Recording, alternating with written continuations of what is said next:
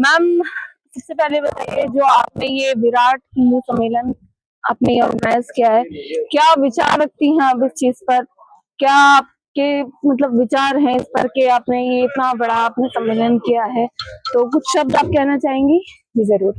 मैं जैसा कि आजकल समाज में चल रहा है, इतना धर्म परिवर्तन हो रहा है, ये सिर्फ इस वजह से क्योंकि हमारे समाज में जो है ना अज्ञानता है, लोगों को ज्ञान की कमी है, अपने धर्म के बारे में लोग जानते नहीं। बिल्कुल। लेकिन जब इस तरह के सम्मेलन होंगे, हम अपने बच्चों को इस चीज के लिए प्रेरित करें कि अपने वीर, जितने इतिहास में हमारे वीर बालक हो चुके हैं, महापुरुष हो चुके हैं, उनकी वीर गाथाएं सुनाएं, बच्चों के लिए ऐसी क्लासेस का अरेंज करें जिसमें बच्चों को हमारे धर्म के बारे में जानकारी मिले, क्योंकि जानकारी का ही अभाव है, इसीलिए आजकल इतना धर्म परिवर्तन चल रहा है। तो इस तरह से हिंदू सम्मेलनों का जो ये आयोजन हो रहा है जगह जगह पर, मेन तो उसका यही कारण है कि हम हिंदू जागृति को उसको जागृत करना चाहते हैं अपने बच्चों में, ताकि जब हमारा जो नया भविष्य है, हमारे देश का भविष्य है, अगर वो धर्म के बारे में जानेंगे ही नहीं तो वो सीखेंगे कैसे और कैसे वो एकजुट होकर रहेंगे।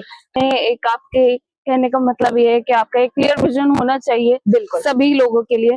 तो क्या आगे भी ऐसे है कि विचार आपके कि आप इस पर और काम कर सकती हैं या और सम्मेलन आप करेंगी? जी बिल्कुल। क्या सोचा है आपने? जी बिल्कुल, हम तो हमेशा इसके लिए कार्यरत रहेंगे और हमारे लिए सम्मान की बात है कि हमारे आयोजकों ने हमें चुना इस कार्यक्रम के लिए। मतलब हमारे लिए यही बड़ा सम्मान है कि उन्होंने हमें चुना और हमें इस चीज का मौका दिया कि हम ऐसा आयोजन करा सके। और हमारी पूरी टीम, इतनी मेहनत की सब लोगों ने, कम समय में बच्चों को इतने अच्छे कार्यक्रम तैयार कराए और बच्चों की इतनी नॉलेज बढ़ी, उन्हें अपने धर्म के बारे में जानने को मिला। ये सबसे बड़ी हमारी जीत है। अच्छा, सम्मेलन में जो कौन किन किन को आपने न्योता दिया है, किन किन का सपोर्ट रहा है इसमें, किन किन लोगों का आपका योगदान रहा है? जैसे आप भी, मैंने बाहर देखा कि कुछ डोनेशन थी या किसी भी हेल्थ को लेकर के, तो जो क्या उसका जी, हमारे साथ यहाँ पर मैक्स हेल्थ इंश्योरेंस वाले थे, उन्होंने भी यहाँ पर फ्री हेल्थ चेकअप लगाया हुआ था।